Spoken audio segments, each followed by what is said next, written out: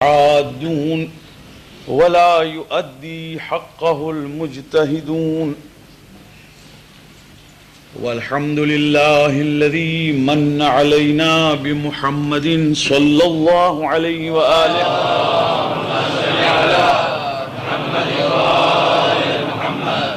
وبآله الطيبين الطاهرين المعصومين واللعنة الدائمة على أعدائهم ومبغضيهم وغاصبي حقوقهم من يومنا هذا إلى يوم الدين. أما بعد، فقد قال الله سبحانه تبارك وتعالى في الكتاب المجيد والفرقان الحميد: بسم الله الرحمن الرحيم. ومن يعش عن ذكر الرحمن نقيض له شيطانا فهو له قرين. صلوات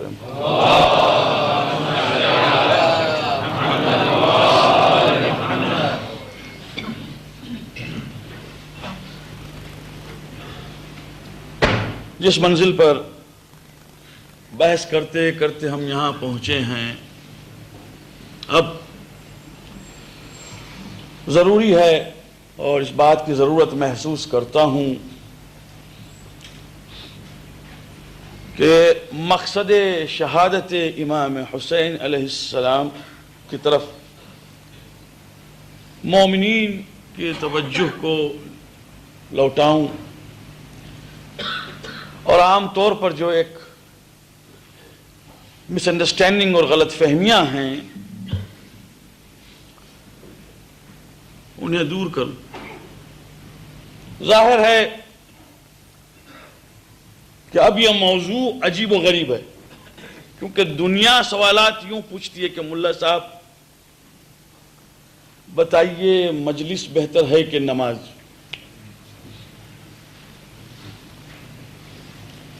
بتائیے ماتم کرنا بہتر ہے کہ نماز پڑھنا؟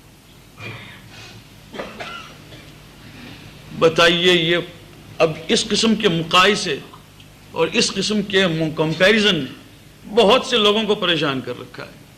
اگر یوں کہتے ہیں تو ایک پورا گروہ وہاں کھڑا ہو جاتا ہے کہ یہ مولوی جو ہے یہ وہابی ہے،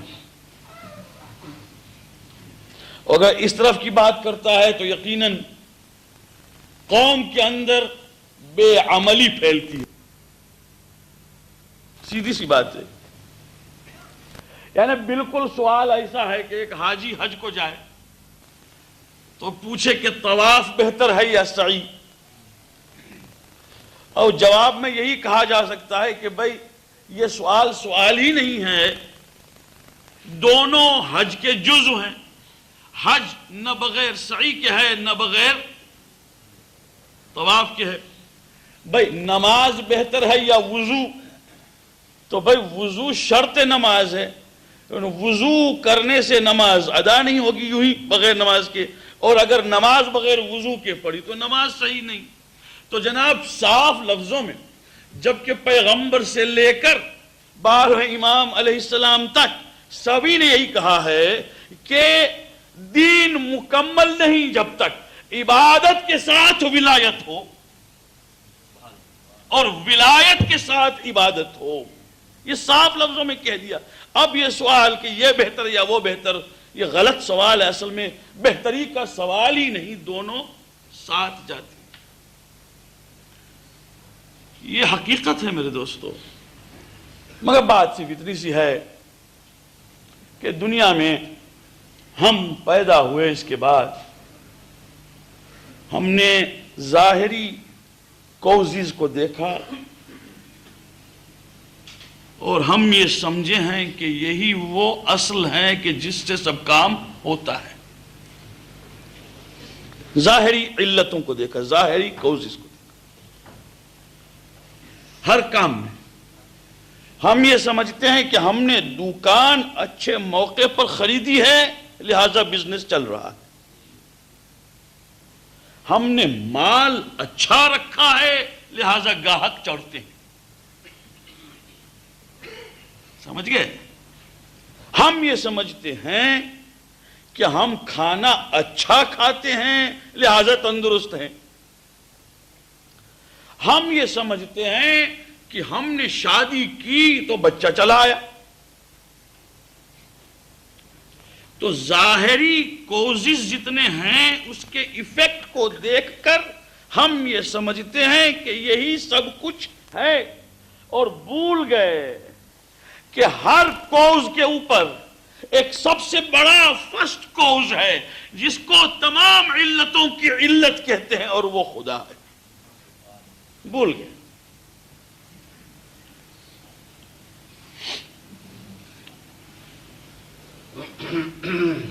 آپا چکر میں اپنے ہیں ہم، وہ دکان اچھی جگہ پر ہے، مگر یہ بتائیے آپ کہ رازق کون ہے؟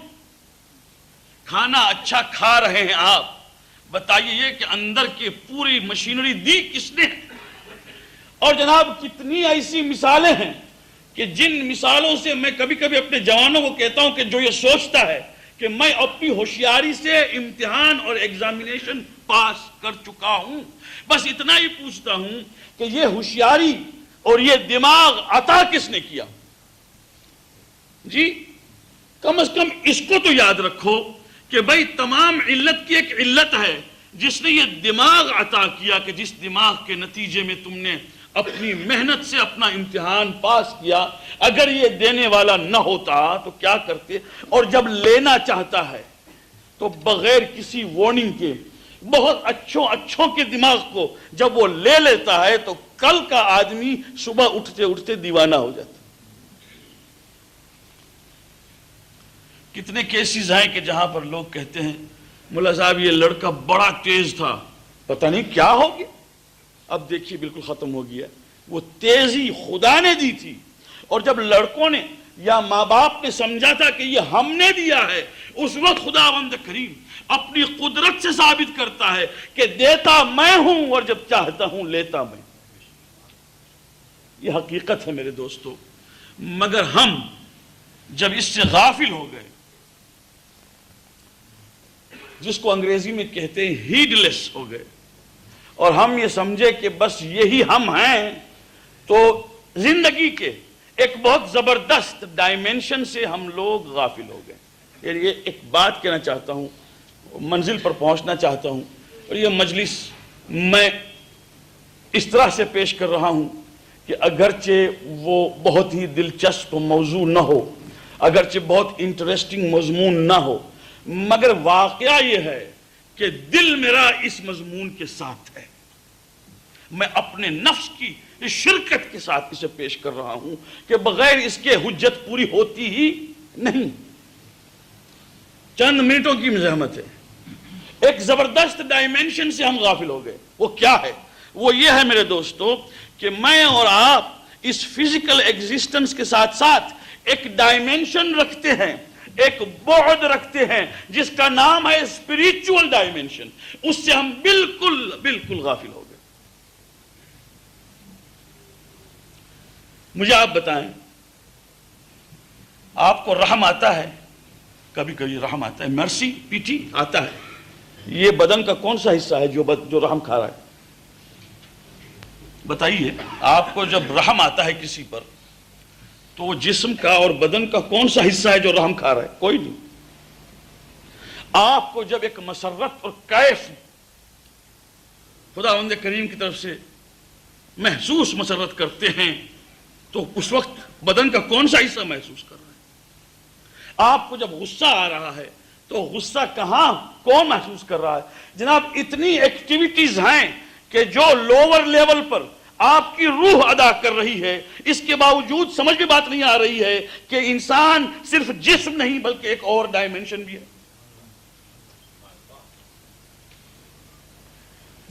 اور اس ڈائمینشن کے لیے کھانا بھی ہے اور پینا بھی ہے، مگر پلاؤ اور زردہ نہیں.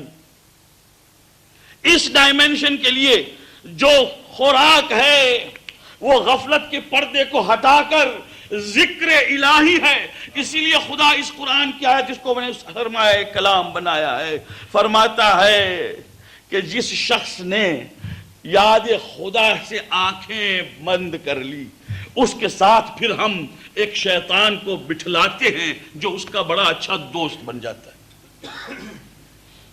ہم بٹھلاتے نہیں جب تک کہ خود منہ نہ موڑے. ذکر خدا سے جس نے منہ موڑا بس اس کا ساتھی ہم نے قرار دے دیا کہ جو ہر بدی میں اس کے ساتھ ہے اور وہ اس کا شیطان بن کے رہتا ہے. اب شیطان کے لیے ضروری نہیں ہے کہ لوگ سمجھتے ہیں کہ نہ معلوم وہ سینگے والا ہوگا, شیطان معلوم کیسا ہوگا. اکبر الہ آبادی نے کیا خوب کہا ہے, مل کے یاروں سے ہوا شوق گناہ. اب وہ یار دوست احباب تو انسان ہی ہوتے ہیں بھائی. مل کے یاروں سے ہوا شوق گناہ, آدمی کا آدمی شیطان ہے. آدمی کا آدمی شیطان ہے. تو اب جب کہ ذکر خدا کو بلا دیا تو پھر وہ شیطان چاہے جنات کی قوم سے آئے چاہے انسان کی قوم سے, مگر آ جاتا.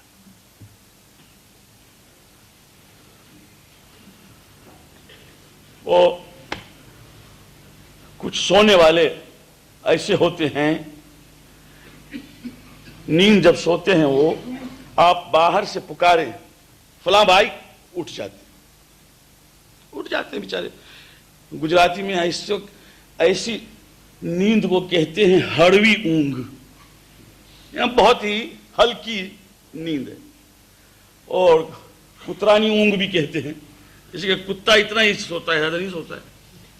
وہ دور سے آپ نے پکارا وہ جاگ اٹھا, بلکہ آپ کی آہٹ سنی اور جاگ اٹھا. مگر کچھ ایسے ہیں کہ آپ اندر کمرے میں آئیں اس وقت تک ان کو معلوم نہیں. اب اس کے بعد پھر آپ نزدیک جو آئے تو آپ ذرا آواز سے کہیے فلاں صاحب اٹھیے, وہ اٹھے گا نہیں. کچھ ایسے ہیں کہ ذرا ان کی چارپائی تک پہنچ جائیے اور چارپائی کو پکڑیے تو چارپائی کے ہلنے سے اب وہ اٹھتا ہے. کچھ ایسے ہیں جناب کہ چارپائی سے بھی نہیں اٹھتے ہیں, ذرا بازو کو پکڑنا پڑتا ہے کہ صاحب جھنجھوڑیے اس کو, اٹھیے, اٹھتے ہیں.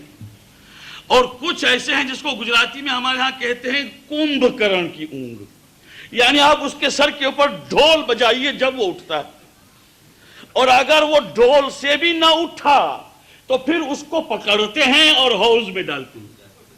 جب وہ حوض میں جاتا ہے تو پانی میں جناب وہ کہ ارے کیا ظلم, اٹھا. یہ ٹھیک ہے.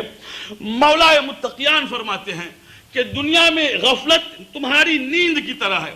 کچھ ایسے مومن ہیں کہ چلتے چلتے اگر پیر پھسل جائے تو کہتے ہیں پروردگار معاف کر, اور کچھ ایسے ہیں جو فرعون کی طرح نیل میں ڈوبتے ڈوبتے بھی غفلت میں. بس یہ پردے ہیں, کہیں یاد نہیں آ رہا ہے خدا. وہ اخوان الصفا آج سے صدیوں پہلے مسلمانوں کے مفکرین اور تھنکرز نے ایک سوسائٹی بنائی تھی جس کا نام تھا اخوان الصفا. اس میں ہر سائنس کے اور ہر فن کے متخصصین اور اسپیشلسٹ بیٹھتے تھے, مسلمان سب. کچھ کہتے ہیں کہ یہ سب شیعہ تھے, کچھ کہتے ہیں سب اسماعیلی تھے, ہمیں اس سے کوئی بحث نہیں ہے, مگر ہم اتنا جانتے ہیں کہ مسلمان فرقوں سے تھے. اور ہر ایک نے ایسے لکھا ہے, تقریباً 51 ایسیز جو میرے پاس بھی موجود ہیں, ہر ایک کے پاس موجود ہے, 4 جلدوں میں ہیں. ہر چیز پر لکھا ہے, مثلا معرفت الہی پر بھی لکھا ہے, فلسفے پر بھی لکھا ہے, فلکیات پر بھی لکھا ہے, اسٹرونومی پہ لکھا ہے, ستاروں پہ لکھا ہے, موسیقی پر لکھا ہے جی. اس کے بعد الجبر والمقابلہ الجبرا پر لکھا ہے, اس کے بعد میتھمیٹکس کی اور برانچز پہ لکھا ہے. مطلب میں جس کو جہاں یہ گویا انہوں نے کتابیں لکھی, اخوان الصفا کی ایسیز موجود ہیں.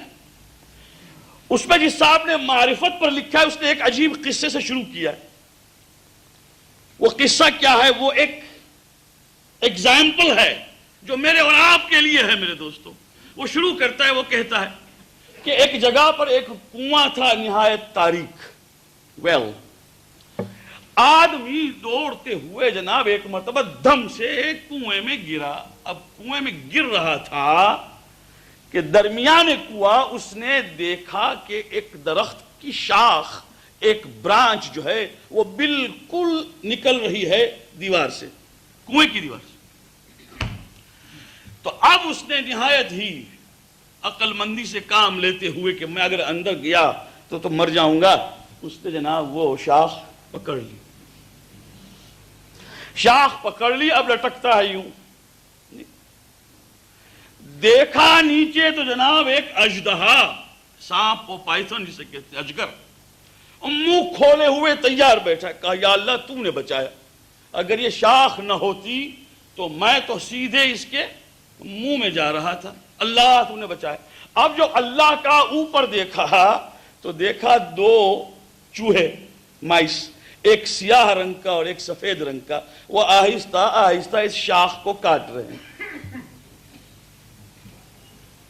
جس شاخ پر سہارا ہے، ایک چوہا سیاہ ہے ایک چوہا سفید ہے، وہ آہستہ آہستہ نوچ رہے ہیں، کاٹ رہے ہیں۔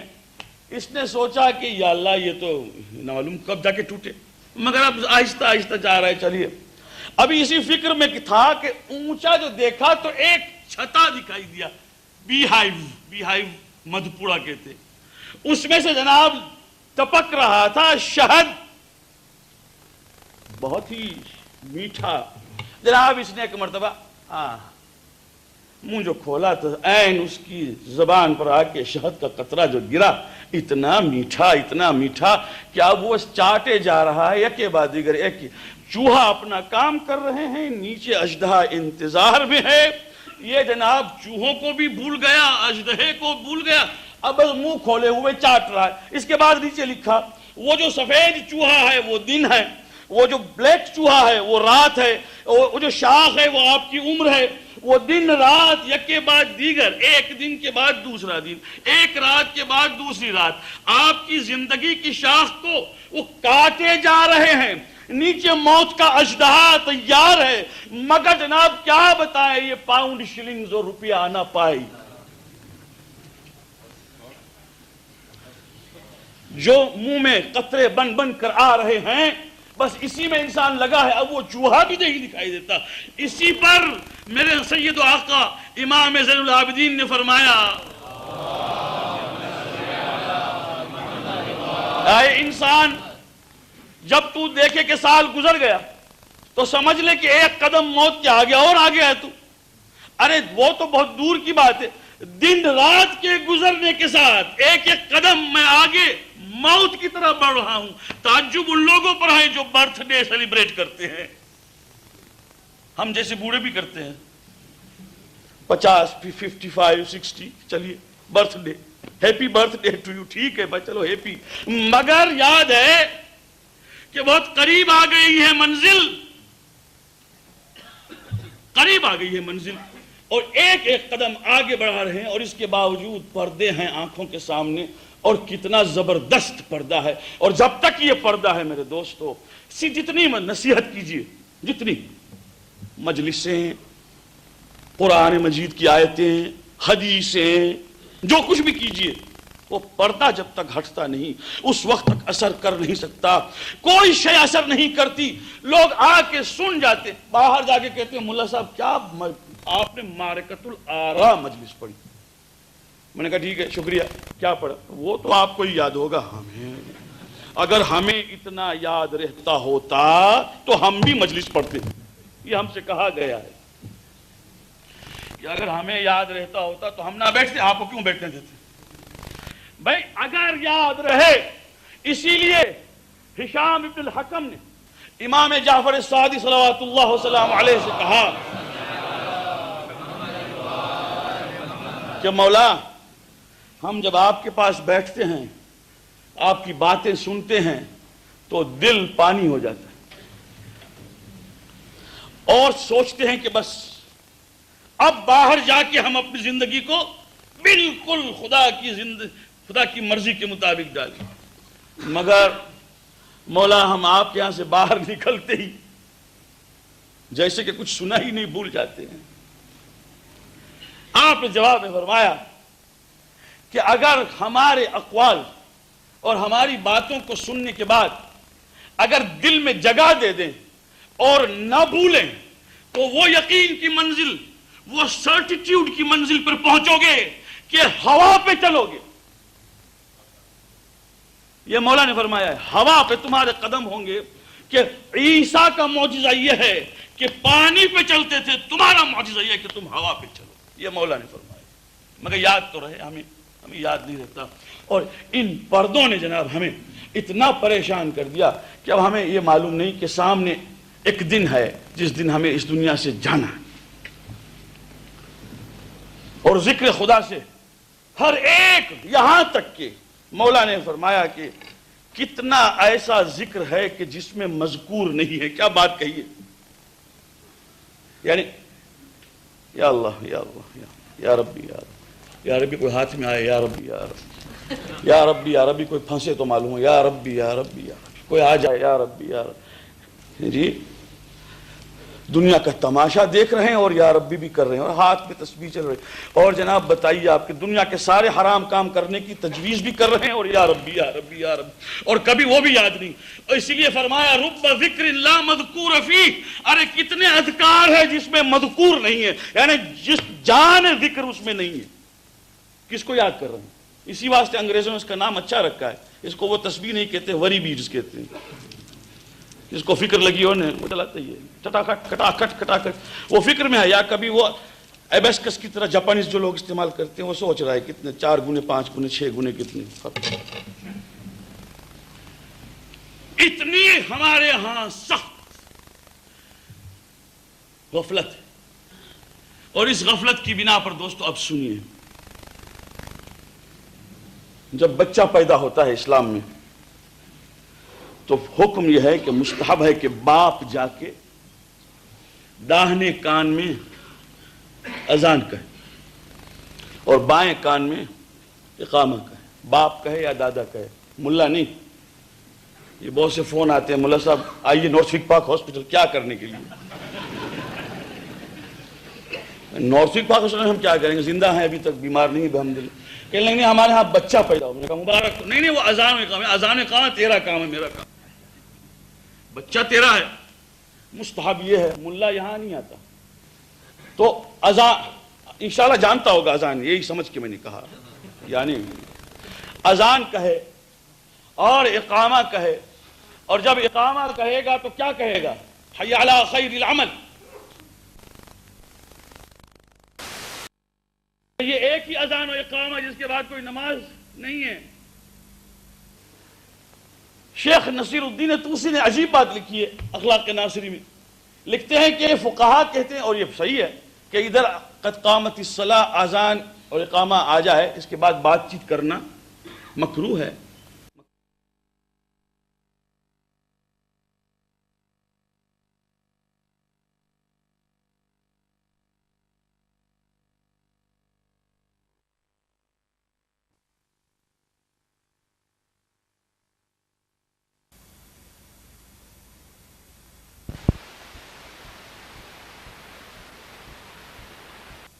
قد قامت الصلاۃ، قد قامت الصلاۃ ہے کہ نہیں بھائی؟ مگر یہ ایک ہی اذان و اقامہ جس کے بعد کوئی نماز نہیں ہے. شیخ نصیر الدین طوسی نے عجیب بات لکھی ہے اخلاق ناصری میں. لکھتے ہیں کہ فقہا کہتے ہیں، اور یہ صحیح ہے، کہ ادھر قد قامت الصلاۃ اذان اور اقامہ آ جائے، اس کے بعد بات چیت کرنا مکروہ ہے. مکروہ ہے. بورڈ لگا ہوا ہے، لوگ پڑھتے نہیں. اذان ہو رہی ہے، باتیں کر رہے ہیں. پیغمبر نے فرمایا جو اذان کے وقت باتیں کرتا ہو، مرتے وقت تشہد شہادتین پڑھنے کی کوشش کرے گا، زبان ساتھ نہیں دے گی. اذان ہو رہی ہے، بند کرو اپنی باتیں. صبح سے چپ چپ چپ چپ چپ چپ چپ چلاتے رہے، چیٹر باکس چلتا رہا. اب تو بند کرو، خدا کا نام لیا جا رہا ہے، بلایا جا رہا ہے. اور قد قامت الصلاۃ جب کہا جائے تو قرآن مجید، تسبیح، سنت نماز جو بھی ہو سب چھوڑ دو، واجب نماز کے لیے آ جاؤ. قد قامت الصلاۃ بھائی. اس کے بعد وہ لکھتے ہیں تو اس بچے کی کان میں اذان کہی اور اقامہ کہا، اب وہ قد قامت الصلاۃ کے بعد وہ نماز کہا، تو لکھتے ہیں کہ اب اس کی نماز اس دن ہوگی، اور جس دن وہ دنیا سے جائے گا اور غسل و کفن دینے کے بعد اس کو جب لائیں گے تو نماز میت جو ہوگی اس کا اقامہ اس دن دیا گیا جس دن یہ پیدا ہوئے تھے. اس لیے کہ نماز میت کے لیے وہ اذان و اقامہ نہیں ہے، ہو گئی اذان و اقامہ. مگر جس طرح روزانہ نماز میں اقامہ کہنے کے بعد یوں دیکھنا اور یوں دیکھنا مکروہ ہے، اسی طرح سے جس دن پیدا ہوئے قد قامت الصلاۃ کہا گیا، مرتے دم تک پھر یوں دیکھنا اور یوں دیکھنا مکروہ ہے، خدا ہی کی طرف دیکھو۔ وجہت وجہی للذی فطر السماوات والارض، میں نے اپنے چہرے کو اس خالق کے سامنے رکھ دیا ہے جس نے زمین و آسمان کو پیدا کیا۔ یہ فلسفہ حیات ہے، یہ فلسفہ موت ہے۔ مگر میرے دوستو، ڈرتا ہر ایک ہے موت سے۔ ہاں میں نے کہا تھا کہ ہمارے دوست ہیں دو، وہاں نہیں آتے ہیں، وہاں نام بھی لے نہیں سکتا، نام لیتا ہوں تو گھبراتے ہیں، مگر نہیں آتے ہیں، میت ہو یا نہ ہو نہیں آتے، اور رات کو قبرستان میں جانے کے لیے نظر مانتے ہیں حضرت عباس کی کہ خدا کرے کوئی رات کو نہ مرے، اس لیے قبرستان رات جاتے ہیں تو ایسا ہولناک۔ ارے جناب مرنے کا ایک دن معین ہے، وہ تو آئے، مگر گھبراتے ہیں لوگ، مگر ڈرتے کاہے سے ہے؟ علامہ مجلس الرحمہ لکھتے ہیں حضرت ابراہیم کے یہاں ملک الموت جب آیا ہے، حضرت ابراہیم کون ہیں؟ آج رات کو انشاءاللہ زیارت وارث پڑھیں گے تو امام حسین سے کہیں گے السلام علیکہ یا وارث ابراہیم خلیل اللہ، سلام ہو آپ پر جو خلت ابراہیمی کے وارث ہیں، اے حسین ابن علی، جس کو خدا نے خلیل کہا۔ خلیل کہتے ہیں بہت خاص دوست، بہت خاص۔ جب ملک الموت حکم خدا سے آئے اور کہا سلام ہو اے خلیل خدا چلیے، تو کہا جانا ہے؟ کہا اب تو یہ ہے وہ چلی۔ کہا ایک بات اپنے پروردگار سے میں کہنا چاہتا ہوں، کیا؟ کہا ذرا پوچھ لے کہ کیا کبھی دوست کسی دوست کو مارتا ہے؟ یعنی یہ عقل صرف انسان کی ہو سکتی ہے، فرشتے کی نہیں ہو سکتی۔ کیا دوست کبھی دوست کو مارتا ہے؟ اب اسرائیل دیکھ رہا ہے، یہ عجیب بات ہے، واقعہ نہیں، تو دوست ہے، خدا نے کہا ہے خلیل اللہ، اب موت آ رہی ہے، یہ کہہ رہا ہے کیا دوست کبھی دوست کو مارتا ہے؟ تو ایک مرتبہ اسرائیل نے کہا پروردگار تو سن چکا، تیرے بندے نے کیا کہا ہے؟ جواب آیا اے اسرائیل کہہ دے کیا دوست کبھی دوست کی ملاقات سے بھاگتا ہے؟ جی تو اب یا تو مسلمان مرتا ہے یہ سمجھ کر کہ میں ہلاک ہو رہا ہوں، یا مرتا ہے یہ سمجھ کر کہ خدا کی ملاقات کو جا رہا ہوں۔ تو زندگی ایسی ہو کہ ملاقات کے لیے جائے، نہ یہ کہ بھاگتے ہوئے جائے، بھاگنے سے تو کہیں جان چھوٹتی نہیں۔ اگر یہ بات سمجھ میں آ رہی ہے تو کچھ دو باتیں ہیں کہنے دیجئے کہ ذکر رحمان، ذکر الہی ہے، منہ موڑنے والے ذرا اس راستے پر آ جا کہ اس کے بغیر کوئی چارہ نہیں ہے۔ نہ سمجھنا کبھی اے میرے جوان دوست، اے میرے جوان لڑکوں اور میرے جوان لڑکیوں، اے بہنوں اور بھائیوں، کبھی یہ نہ سمجھنا، کبھی نہ سمجھنا کہ ہم اس دنیا میں جو کچھ بھی نعمتیں پا رہے ہیں یہ ہمیشہ کے لیے رہنے والی ہے، نہیں۔ وَلَقَدْ جِئْتُمُونَا فُرَادًا، اللہ سورہ انعام میں کہتا ہے وَلَقَدْ جِئْتُمُونَا فُرَادًا كَمَا خَلَقْنَاكُمْ أَوَّلَ مَرَّةٍ، تم آ گئے ہمارے پاس اکیلے اکیلے، تنہا تنہا، جیسے ہم نے تم کو پیدا کیا تھا تنہا تنہا۔ وَتَرَكْتُمْ مَا خَوَّلْنَاكُمْ وَرَاءَ ظُهُورِكُمْ، اور جو کچھ ہم نے تم کو دیا تھا وہ سب چھوڑ کے آئے ہو پیچھے، خالی ہاتھ۔ یہ ہونے والا ہے، کوئی شے جانے والی نہیں۔ کیا شے جانے والی ہے اسی پر نظر رکھیے خدا کے واسطے، اور اسی پر پیغمبر اکرم نے فرمایا کہ ذکر الہی، اللہ کو یاد کرنا، اللہ کو یاد رکھنے کا پہلا قدم جو اٹھائے گا شخص مسلمان وہ یہ ہے کہ نماز پڑھے گا۔ نماز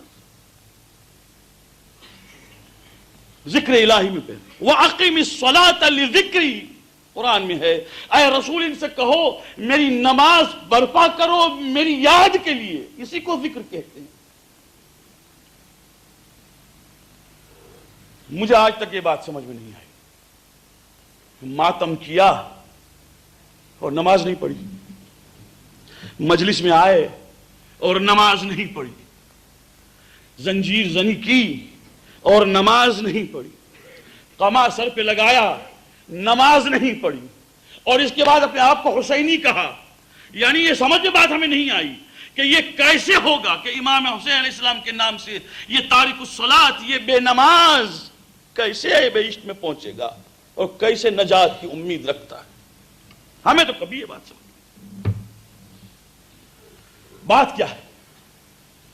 جب ہمارے چھٹے امام حضرت امام جعفر صادق علیہ السلام کی وفات ہوئی،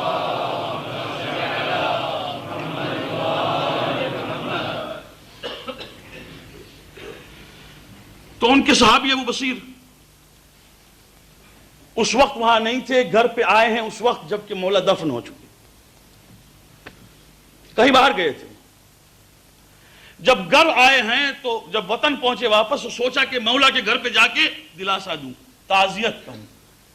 جب پہنچا ہے گھر پہ تعزیت دینے کے لیے تو ساتھ امام علیہ السلام کی والدہ بیٹھی ہوئی تھی، اور یہ جب گھر میں داخل ہوئے تو انہوں نے کہا میں فلاں آیا ہوں، تو آپ کی والدہ اٹھی اور پردہ حائل ہوا، اور اس کے بعد کہا کہاں تھے تم جب تمہارے آقا اس دنیا سے اٹھے؟ تو کہا میں معذرت چاہتا ہوں، میں سفر پہ تھا، مگر میں آیا ہوں تعزیت کے لیے۔ تو اب یہ امام کی والدہ ہیں، لوگ امام کے متعلق پوچھتے ہیں، میں امام کی والدہ کی بات کرتا ہوں جو معصومہ نہیں ہے، مگر بہرحال ایک مجللہ اور بزرگ خاتون ہے، ان کی بات سنی۔ عورتیں عموماً جب کسی کوئی تعزیت کے لیے آتا ہے تو عورتیں کیا کریں گی؟ روئیں گی، ڈوئیں گی، اس کے بعد کیا ہے؟ مگر امام کی ماں نے کہا تو سن، اب جو تو آیا ہے تو تیرے اس آنے کا تجھے کچھ فائدہ ملنا چاہیے۔ سن، جب تیرے چھٹے امام کے آخری لمحات تھے، آخری وقت تھا، تو ایک مرتبہ آنکھیں کھولیں اور کہا جتنے میرے بچے ہوں، جتنے بھی ہوں آ جائیں۔ جب سب کے سب آئے تو کہا سنو اور خوب سنو، اور قیامت کے دن جس نے ہماری نماز کو ہلکا سمجھا اس کو ہماری شفاعت نہیں ملے گی۔ ترک کرنے کی بات اور ہے، چھوڑنے کی بات اور ہے، ہلکا سمجھنا۔ ہلکا سمجھنے کا مطلب کیا ہے؟ مطلب یہ ہے کہ نماز قضا ہوتی ہے 6:30 بجے، مثلا 8 بجے پڑھیں گے، وقت ہے، ٹائم ہے، کام بھی نہیں ہے، مگر پڑھیں گے، اب قضا ہوگی تب پڑھیں گے۔ اس طرح سے ٹال مٹول میں نماز کو مؤخر کرنا اور دنیا کے کاموں کو آگے بڑھانا بلا کسی سبب کے، اس کو کہتے ہیں نماز کو ہلکا سمجھنا۔ ایسے کو شفاعت نہیں ملے گی تو نماز نہ پڑھنے والے کو کون سی شفاعت؟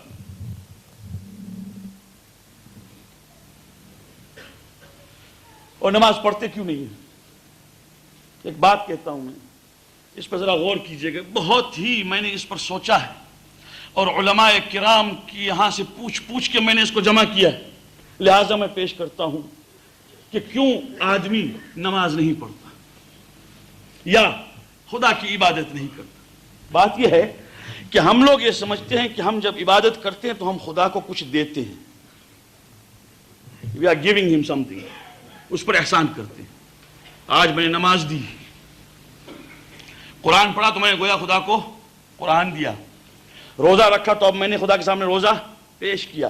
ہم یہ سمجھتے ہیں کہ وہ دینے کی بات ہے، ہم یہ بھول گئے کہ اس کے لیے کچھ بھی نہیں، جو کچھ بھی ہے اس کی خوشنودی میں میرے لیے ہے، بڑا فرق ہے۔ کیونکہ دینے میں انسان کنجوس ہوتا ہے، لینے میں لو جی بھائی سب ہیں، دیو جی بھائی کوئی نہیں۔ ایک ہوتا ہے دینے والا دیو جی بھائی، ایک ہوتا ہے لینے والا لو جی بھائی۔ تو دنیا میں انسان جو ہے وہ دینے کے لیے سب سے زیادہ کنجوس ہوتا ہے، لینے میں کبھی کنجوسی ہے؟ جو بھی آیا ہو مل جائے جی، خدا کے بھیجے ہوئے۔ تو اسی طرح سے میرے دوستو، حقیقت امر یہ ہے کہ اگر میں نماز پڑھتے وقت یہ سوچتا کہ میں اپنے نفس کے لیے، اس کی رضا کے لیے کھڑا ہوں، جتنی اچھی طریقے سے نماز پڑھوں گا میں اپنے خود کے رفاہ کے لیے کرتا ہوں، اس کے یہاں کوئی جمع نہیں ہو رہا ہے خزانہ، میرے یہاں جمع ہو رہا ہے، تو پڑھنے میں اطمینان ہوگا۔ مگر جب دینے کی بات آئی، یہ واجب خدا نے یہ کیوں واجب کیا، یہ یوں کہے، آرگیومنٹ یہ ہے۔ مولا نے فرمایا کہ روزہ نہ رکھنے والا پھر بھی کہتا ہے کہ روزے میں بھوک بہت ہے، حج نہ جانے والا پھر بھی کہتا ہے کہ حج میں لوگ مر جاتے ہیں۔ گرمی بہت ہے. اور خمس نہ دینے والا پھر بھی کہتا ہے کہ چیک لکھتے وقت میرا ہاتھ کانپتا ہے کیونکہ لکھنا پڑتا ہے بھائی، وہ مفت نہیں ہے. بہت سے لوگ کہتے ہیں ملا صاحب چیک بھی ہم لکھ دیں گے مگر سائن نہیں کریں گے. تو جناب اس وقت ہاتھ کانپتا ہے. اور اس طرح سے جہاد میں بھی کوئی کہہ سکتا ہے کہ بھئی کہاں تلوار یا گلولہ اٹھا کے جڑے، مگر نماز میں کون سی بات ہے بتائیے آپ. مولا فرماتے ہیں نماز میں صرف سستی ہے اور کچھ بھی نہیں، سوائے سستی کے، آلس کے، کاہلی کے اور لیزینس کے، اور کوئی وجہ نہیں ہوتی. لوگ یہ کہتے ہیں نماز یہ میرا کریز خراب ہو جائے گا. وہ کریز ہوتی ہے نا، کیا کہتے ہیں آج کل تو نہیں، اس زمانے کی بات. آج کل سب جینز پہنتے، جینز میں کریز ہوتے ہی نہیں. کریز بھی گیا اور کریز بھی گیا، مگر ایک زمانے میں تھا یہ. تو اب یہ جناب ہمارا کریز خراب ہو رہا. ایک تو یہ تھا، یا تو پتلون اتنی ٹائٹ پہنی ہے کہ رکوع کرے تو ستر عورتین واجب ہو جائے. یہ حالت تو نہیں پڑھتے. اور عام طور پہ جس سے پوچھ جناب میں نجس ہوں، ہم ذرا بے باک ہیں اور اس بارے میں بے شرم بھی ہیں کہ بھائی نماز پڑھو چلو. ہاں حضور پڑھیں گے مگر میں نجس ہوں. پتہ نہیں جنابت میں ہے، پتہ نہیں کیا نجس ہے جو پاک نہیں ہو سکتا، اپنے آپ کو پاک رکھ نہیں سکتے، نجس ہوں. وہ بغیر نماز کے آئین مجلس ختم ہوئی، مومنین قبلہ رو نماز پڑھ رہے ہیں، باقی سب باہر سگریٹ پی رہے ہیں اور یہ آزاداری کے لیے آئے ہیں. یہ امام حسین کو دھوکہ دے رہے ہیں اور اپنے نفس کو دھوکہ دے رہے ہیں. اور کسی پر یہ معاف نہیں. خواتین میری بہنیں سنیں، آواز جا رہی ہے میری، نماز واجب ہے، بغیر نماز کی آزاداری نہیں ہے. یہ جو گپ شپ میں وقت نکالتی ہیں اور نماز نہیں پڑھتی،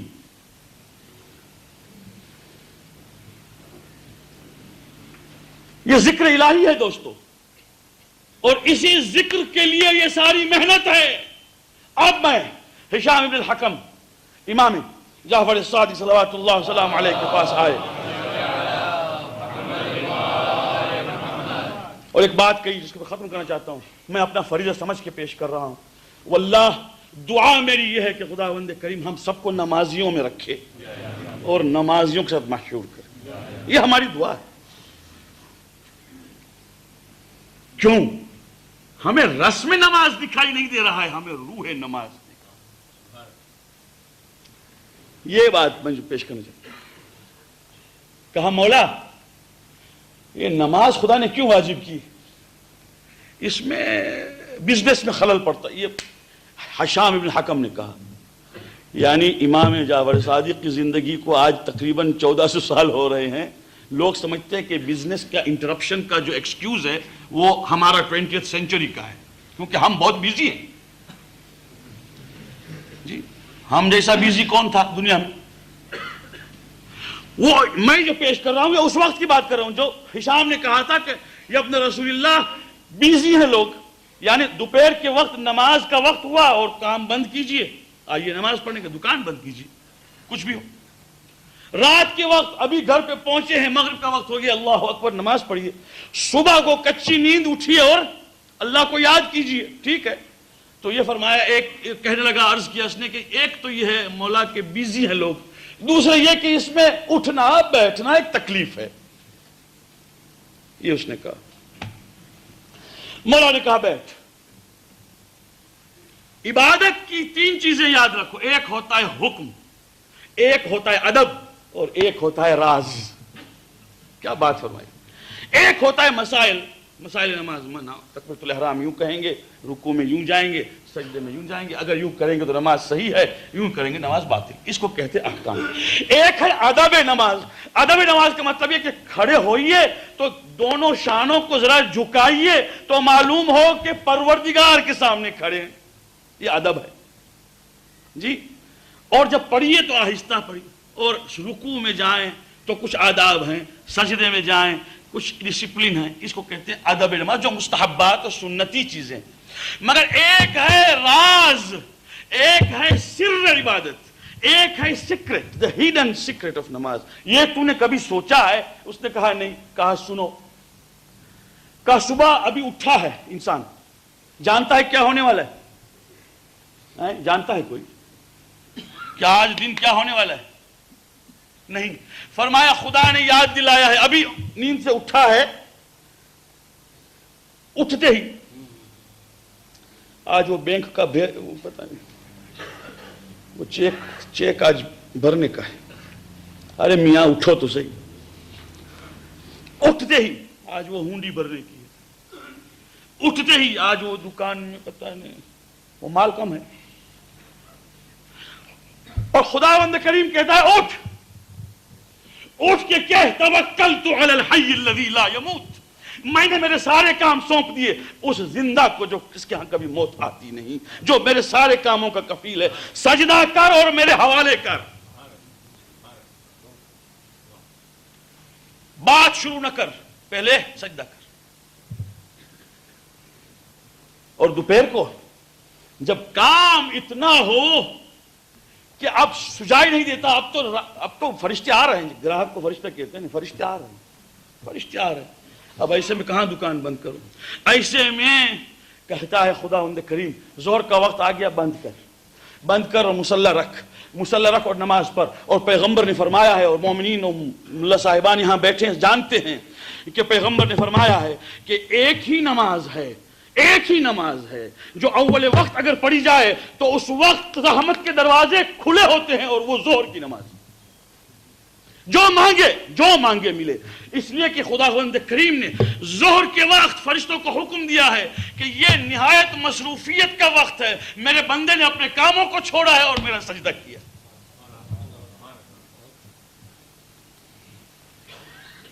تاکہ ان بٹوین دن میں یاد رہے کہ ہائے خدا کہ ہم عشاء عصر پڑھی, مغرب آئے, پڑھ لو اور اپنے پروردگار کو یاد کرو. دن ختم ہو رہا ہے, یا اللہ تیرا شکر جو کچھ تو نے عطا کیا. اس کے بعد فرمایا جب کھڑا ہو تو کم از کم یہ سمجھ کہ کوئی دیکھ رہا ہے. یعنی پیغمبر سے کسی نے کہا تھا اس زمانے میں, پیغمبر سے دو ریکویسٹ کی گئی تھی. ایک یہ کہ یا رسول اللہ کوئی چیز سامنے ہو تو اچھا لگتا ہے, کوئی بت ہو, بت نہیں تو فوٹو ہو, یعنی کچھ ہو تو ہم کو معلوم ہو کہ کس کے سامنے کھڑے ہیں. دوسرا یہ کہ رکوع سجدے کو نکال دیجئے, اس لیے کہ اس میں شرم آتی ہے, جھکنا, اور یہ ذرا سیٹھوں کے لیے مشکل تھا, صنادید قریش کے لیے. تو اس وقت پیغمبر نے فرمایا کہ اگر انسان کے سامنے جھکتا تو شرم کی بات تھی, ولی نعمت کے سامنے جھکنا تو عزت ہے. ایک تو یہ ہے. دوسری بات یہ ہے کہ سامنے کسی چیز کی کیا ضرورت ہے؟ تو کہا اس لیے کہ جس خدا کی طرف آپ ہمیں لے گئے ہیں ہم اس کو دیکھتے نہیں. آپ نے فرمایا یہی تو میرا فلسفہ ہے کہ یقین رکھ کہ تو دیکھتا نہیں مگر وہ دیکھتا ہے. یہی تو نماز ہے. کھڑا رہے, اور کھڑے رہ کر جب رکوع میں جا, بس میں نے ختم کیا دوستو, فرماتے ہیں جب رکوع میں جا تو سنت ہے کہ اپنے سر کو ذرا یوں درازی کے ساتھ سامنے کھینچ کے رکھنا.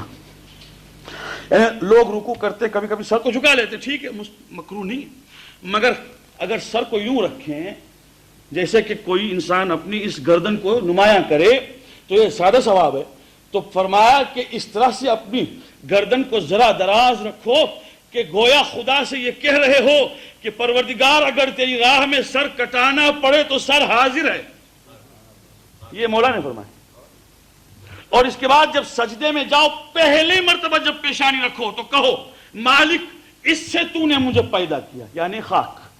جب بیٹھ تو کہ مالک اسی سے تو نے مجھے دنیا میں میری ماں کے اور باپ کے ذریعے سے بھیجا. اس کے بعد جب واپس جا تو کہ یا اللہ اسی میں واپس جانے کا ہوں ایک دن. اور پھر جب بیٹھ تو کہ یا اللہ ایک دن پھر اٹھوں گا تیرے حکم سے.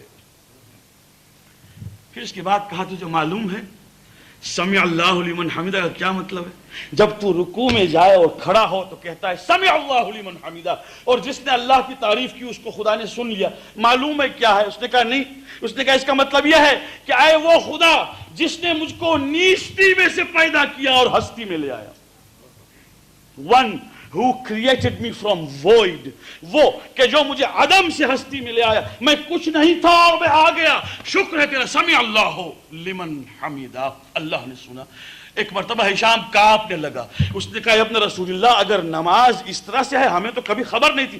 فرمایا اسی لیے تو میں کہتا ہوں جو واقعاً نماز پڑھتا ہے وہ اتنے لطف سے پڑھتا ہے کہ بھول جاتا ہے کہ کہاں ہے، اور جو یوں ہی پڑھتا ہے جیسے کہ خدا ان کریم کی طرف سے ایک عذاب ہے۔ اسی لیے حکم ہے جب وضو کرنے جائیں وہیں سے منہ بند رکھو خدا کے واسطے۔ ہاں تیل کا کیا بھاؤ، سونے کا کیا بھاؤ ہے؟ ارے میاں سونا تیل کوئی قبر میں آنے والا نہیں، وضو کرتے ہو اپنے آپ کو تیار کر رہے ہیں خدا کے لیے۔ اور پیغمبر فرماتے ہیں ادھر پانی ڈال اور کہے پروردگار قیامت کے دن میرے چہرے کو سیاہ نہ کرنا،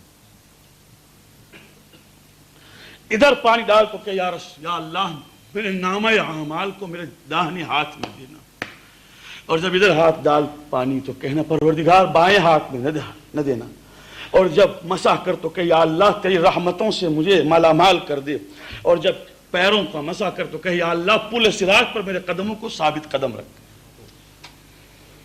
یوں کہہ کر سوچتے سوچتے عام مصلی پر، اور اس کے بعد کھڑے ہو کر اللہ سے گفتگو کر۔ اور پیغمبر نے فرمایا بندو جب تم چاہو کہ خدا سے بات کرو، جب تمہیں بات کرنی ہو تو نماز پڑھو، اور جب چاہو کہ خدا تم سے بات کرے تو قرآن پڑھو۔ ہم سب بھول گئے۔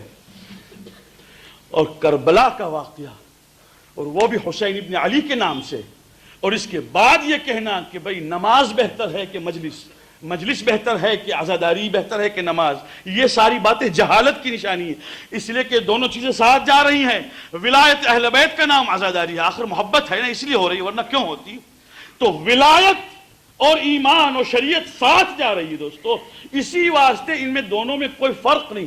اگر ایک شرط نکل جائے تو مشروط باطل، اور اگر مشروط نکل جائے تو شرط باطل۔ اسی واسطے آنکھیں کھولو خدا کے واسطے۔ نماز کی تو میں نے ایک مثال دی ہے کیونکہ اہم ہے، دن میں 5 مرتبہ پڑھنے کی۔ حضرت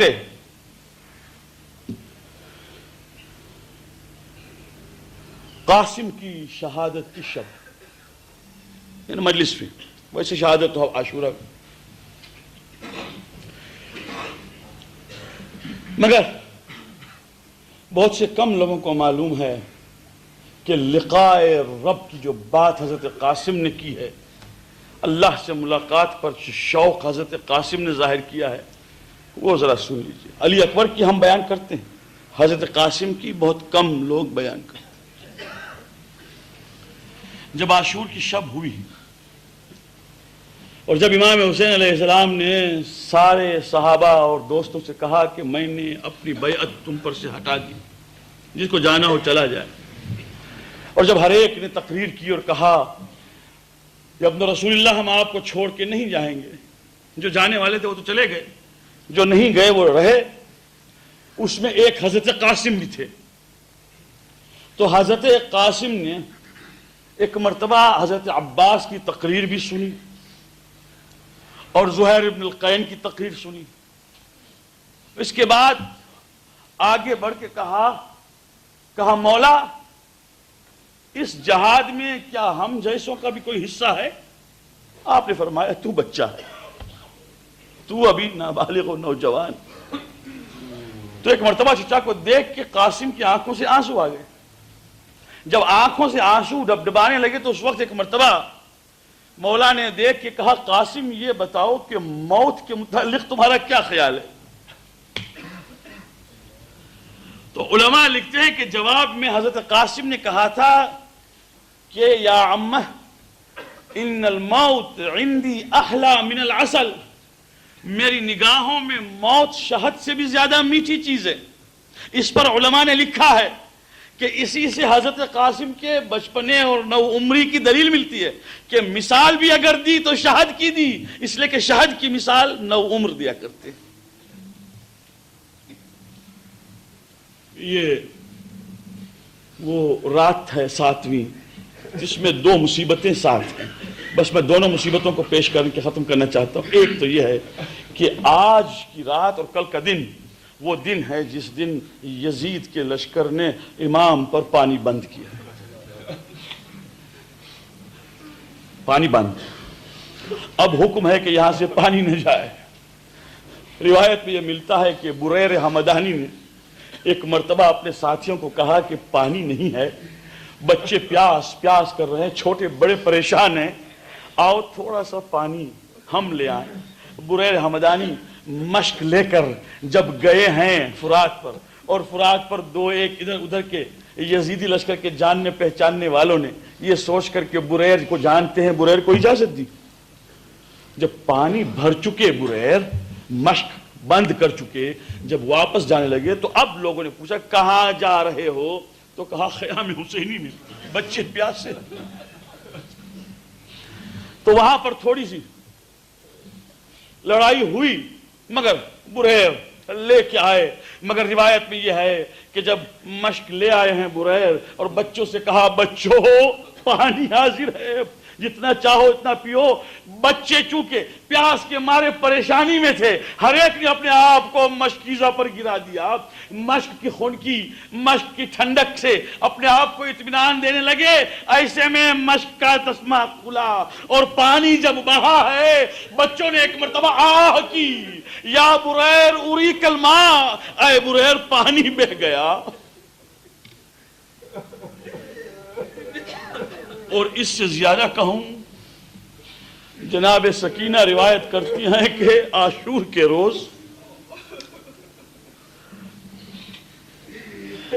میں یہ سوچ کر کہ تھوڑا سا کہیں پر پانی ہوگا, خیمے میں گئی, ہر ایک سے میں نے کہا تھوڑا پانی ہے, اور ہر ایک یہ کہتا تھا شہزادی کچھ بھی نہیں. یہاں تک کہ میں جناب زینب سلام اللہ علیہا میری پھوپھی کے ہاں جب داخل ہوئی تو میں نے کیا دیکھا علی اصغر کو کبھی اس کاندھے پر اور کبھی اس کاندھے پر زینب رکھے ہوئے ہیں. بچہ جو ہے حالت خراب ہے. میں نے ایک مرتبہ دیکھا اور کچھ کہہ نہ سکی, مگر پھوپھی جان نے محسوس کیا کوئی آیا ہے. ایک مرتبہ کہا اس خیمے کے دہلیز پر کون ہے؟ میں نے کہا پھوپھی اماں سکینہ کو نہ پہچانا, تو جواب میں کہا بیٹی برا نہ مان کہ ایک کلیجے میں آگ لگی ہے, پیاس کے مارے آنکھیں کام نہیں کر رہی ہیں. یہ زینب نے اس دن کہا.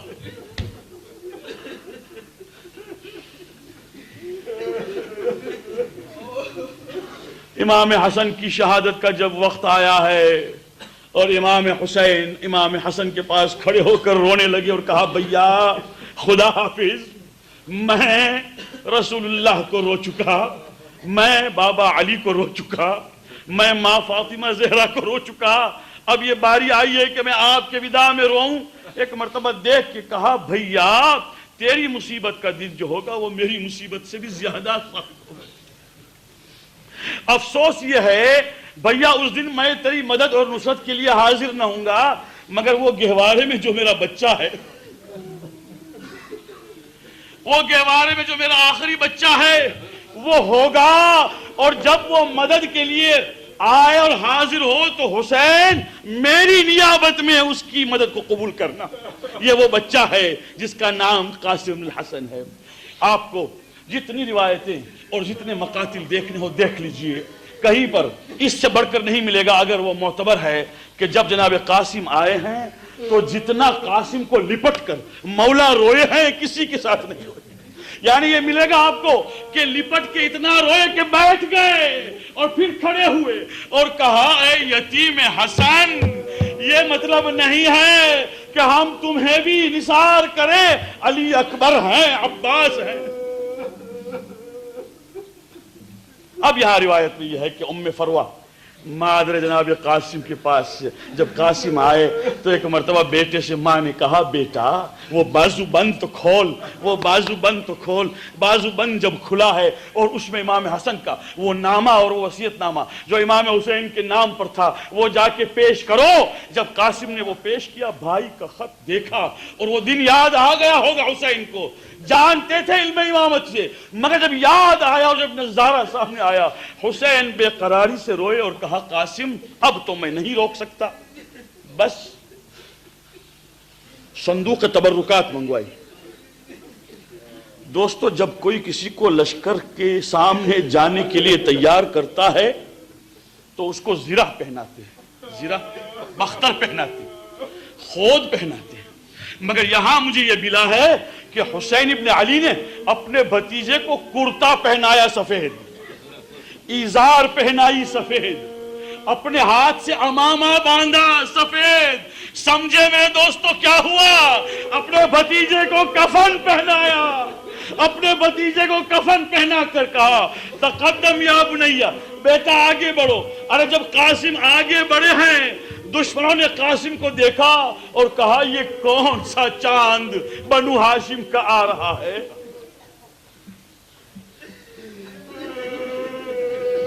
بس دوستو آپ کی زحمت ختم، اور خداوند کریم ہم سب کو سوا غم حسین کسی غم میں نہ رلائے، اور خداوند کریم ہمیں توفیق غم حسین ہمیں زندگی کے لیے دے.